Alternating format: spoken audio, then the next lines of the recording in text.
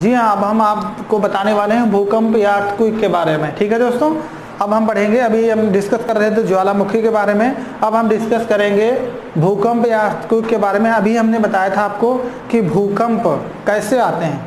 भूकंप में जब दो प्लेटें एक दूसरे के विपरीत जाती हैं, जिसे अपसारी गति कहते हैं, यानी एक दूसरे के अपोजिट जाती हैं, उसे अपसारी गति कहते हैं। अपसारी गति के कारण ही पृथ्वी पर भूकंप आते हैं। ठीक है, तो भूकंप की परिभाषा एक बार समझ लीजिए। भूकंप कहते किसे हैं? पृथ्वी में अज्ञात या कृत्रिम या प्राकृतिक कारणों से जो कंपन या जो तरंगें उत्पन्न होती हैं, उन्हें भूकंप कहा जाता है। ठीक है दोस्तों, तो देखिए भूकंप कैसे आता है। ये हमारी क्या है?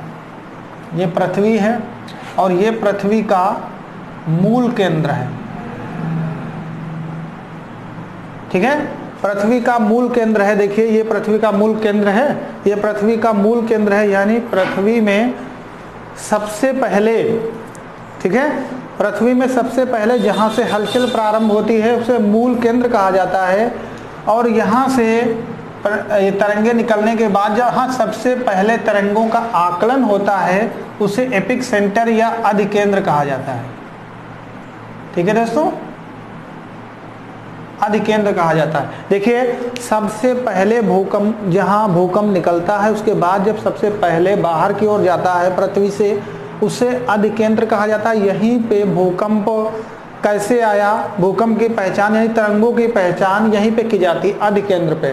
ठीक है, तो भूकंप तरंगों का आकलन, मतलब भूकंप आया है उनका आकलन किसके द्वारा किया जाता है? तो ध्यान दीजिए, भूकंपी तरंगों का आकलन, ध्यान दीजिए,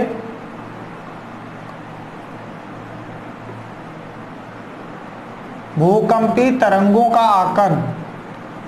देखिए भूकंपी तरंगों का आकलन किसके द्वारा किया जाता है? कहीं कहीं भूकंपी यंत्र या सिस्मोग्राफ के किया जाता है।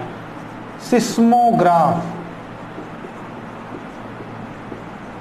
देखिए पृथ्वी में सबसे पहले जहां भूकंप आता है उसे मूल केंद्र या फोकस कहते हैं, और उसके बाद जब पृथ्वी के ऊपर जहां उसकी पहचान की जाती है, आकलन किया जाता है, उसे एपिक सेंटर या अधिकेंद्र कहा जाता है। ठीक है, और भूकंपी तरंगों का इसी से आकलन किया जाता है। तो आकलन का जो यंत्र है, ठीक है, उसे सिस्मोग्राफ कहते हैं, यानी भूकंपी तरंगों का आकलन करने वाला जो यंत्र है उसे सिस्मोग्राफ कहा जाता है। ठीक है दोस्तों, क्या कहते हैं? सिस्मोग्राफ। और भूकंपी तरंगों का आकलन सिस्मोग्राफ के द्वारा करते हैं। और ये विज्ञान, देखिए विज्ञान पूछा जाता है, विज्ञान की वह शाखा कौन सी है? ठीक है, विज्ञान की वह शाखा कौन सी है जिसमें यानी भूकंप की लहरों या तरंगों का अध्ययन किया जाता है। ठीक है, विज्ञान की वह शाखा कौन सी है जिसमें तरंगों का अध्ययन किया जाता है। ठीक है, तरंगों का अध्ययन किया जाता है, उसे कहते हैं सिस्मोलॉजी।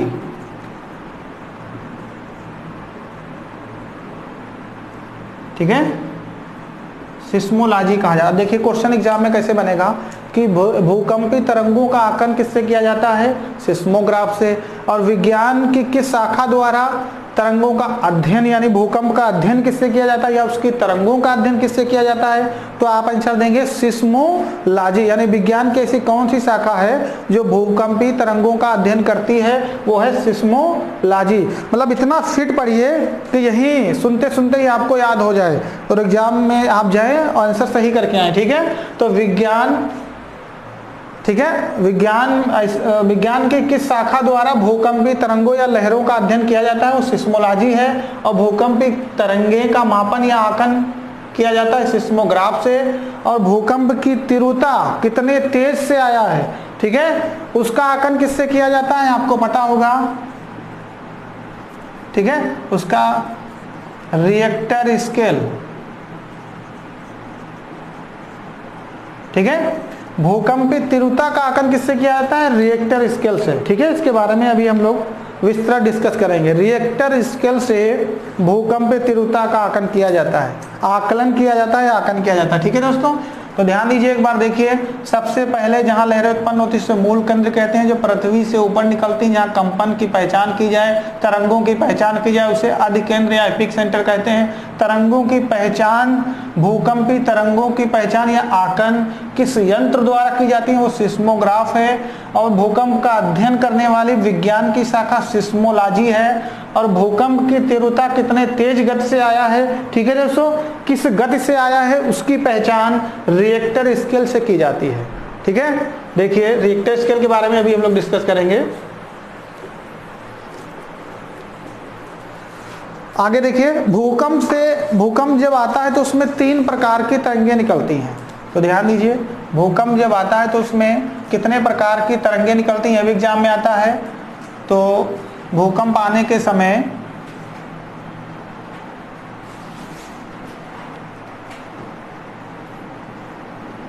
ठीक है दोस्तों, भूकंप आने के समय 3 प्रकार की तरंगें निकलती हैं।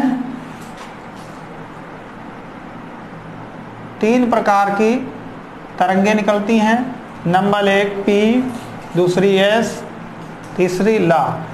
पी का मतलब है प्राइमरी वेव्स यानी प्राइमरी, ठीक है, तरंगे। दूसरी है सेकेंडरी वेव्स यानी द्वितीयक तरंगे, लॉन्ग वेव्स, ठीक है। लास्ट वाली लॉन्ग वेव्स होती हैं एल तरंगे बोला जाता है इनको, ठीक है दोस्तों। तो ध्यान दीजिए, इनसे संबंधित एग्जाम में क्वेश्चन पूछा जाता है। ऐसी तरंगे कौन सी हैं जो पृथ्वी के केंद्र से होकर गुजरती हैं। तो ध्यान दीजिए, ये हमारी पृथ्वी है, इसके बिल्कुल केंद्र से होकर गुजरने वाली तरंगे जो हैं हमारी, वो पी तरंगे हैं। पी तरंगे जो हैं वो पृथ्वी के केंद्र से गुजरती हैं, ठीक है। पृथ्वी के केंद्र से गुजरने वाली जो तरंगे हैं वो हमारी पी तरंगे हैं, प्राथमिक तरंगे हैं, ठीक है दोस्तों। ध्यान रखिएगा, पृथ्वी के केंद्र से गुजरने वाली जो तरंगे हैं वो प्राथमिक तरंगे हैं। ये ठोस, द्रव, गैस तीनों अवस्था में पाई जाती हैं। ठोस, द्रव, गैस अवस्था में पी तरंगे पाई जाती हैं, इसीलिए इन्हें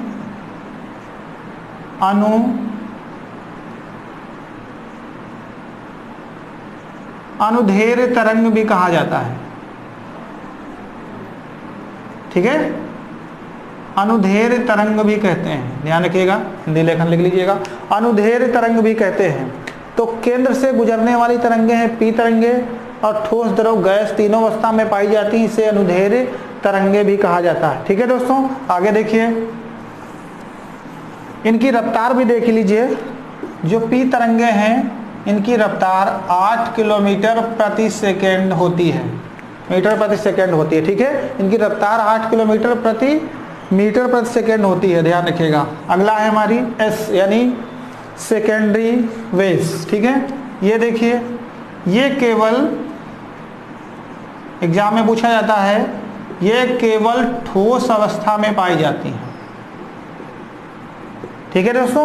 ऐसी तरंगे, पृथ्वी से गुजरने वाली ऐसी तरंगे, 3 तरंगे भूकंप आने के समय उत्पन्न होती हैं। पहली प्राइमरी, दूसरी सेकेंडरी, तीसरी लॉन्ग वेव्स होती हैं, ठीक है।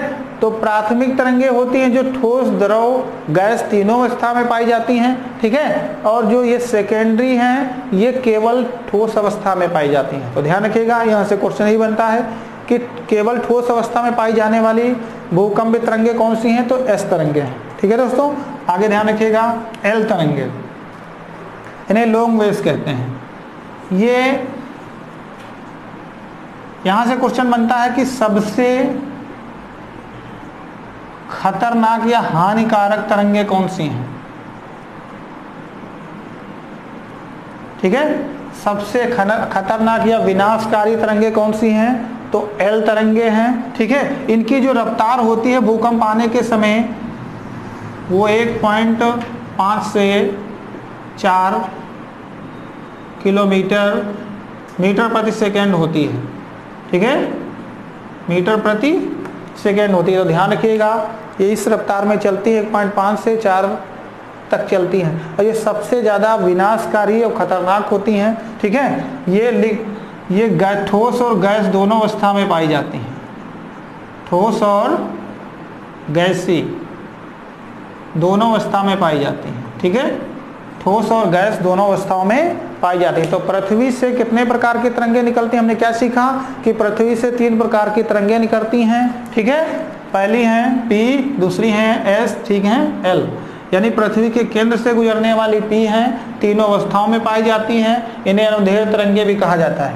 सेकेंडरी वेव्स ये केवल ठोस अवस्था में पाई जाती हैं। L सबसे ज्यादा विनाशकारी खतरनाक हैं, ठीक है, और इन्हें ठोस और गैस दोनों अवस्था में पाई जाती हैं। तो ध्यान रखिएगा दोस्तों तरंगों के बारे में, ठीक है। आगे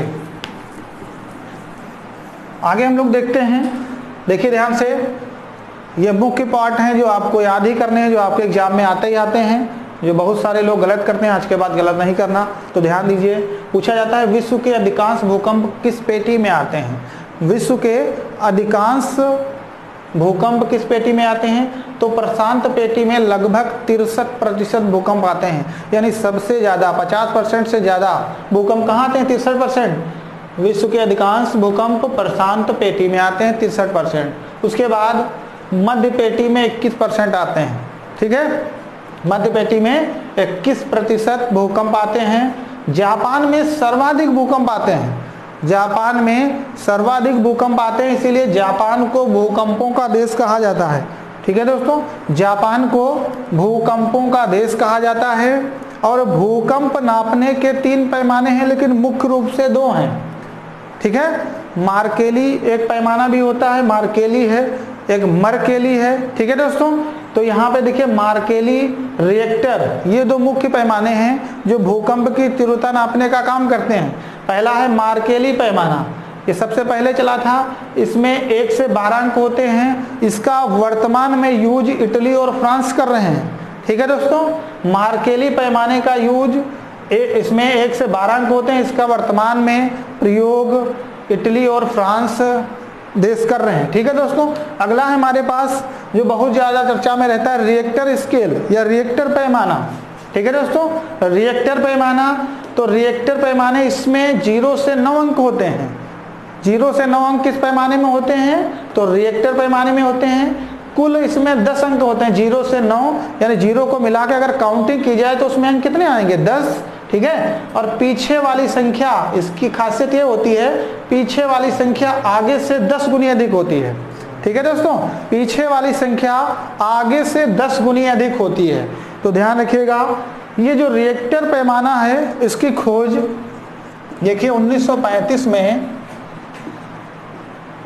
अमेरिकी वैज्ञानिक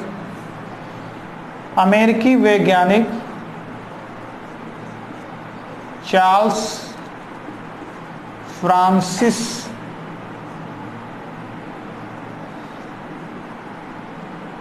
ठीक है, चार्ल्स फ्रांसिस रिचर ने की थी।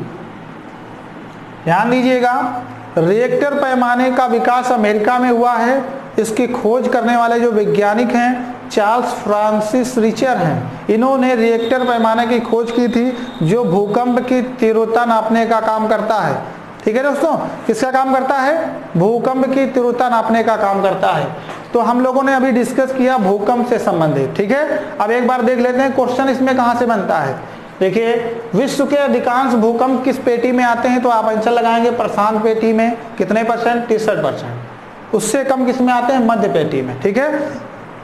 अगला है सर्वाधिक भूकंप किस देश में आते हैं?